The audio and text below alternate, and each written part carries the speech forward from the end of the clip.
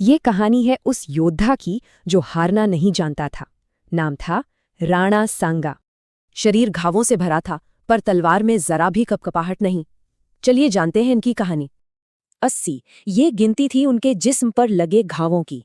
हर जख्म एक कहानी था। एक आंख नहीं, एक हाथ अधूरा और 80 घाव। फिर भी वो थे मेवाड़ के अटूट शेर। पैदा तो राजघराने में हुए, पर उनका रास्ता फूलों से नहीं, कांटों से बना था। बचपन से ही अपनों से लड़ना पड़ा। इन मुश्किलों ने उन्हें तोड़ा नहीं, बल्कि और मजबूत बना दिया। लेकिन असली इम्तिहान तो अभी बाकी था। एक ऐसी जंग जो इतिहास बदलने वाली थी। एक तरफ राणा सांगा अपनी जमीन बचाने के लिए, दूसरी तरफ बाबर जिसकी नजरें दिल्ली पर थीं। और खानवा के मैदान में धूल, घोड़े और तलवारें, दो ताकतें आमने सामने थीं। सांगा की सेना में जोश था, जुनून था, पर बाबर के पास कुछ ऐसा था जो उनके पास नहीं। तोपे।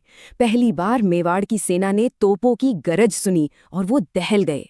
तबाही ऐसी थी जो कभी देखी नहीं गई। पर राणा सांगा वो पीछे हटने वालों में से नहीं थे। जंग भयानक थी। हर वार के साथ वो और घायल होते गए, पर उनकी आंखों में सिर्फ जीत थी।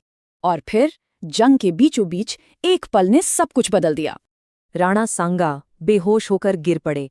उनके गिरते ही सेना का हौसला भी गिर गया।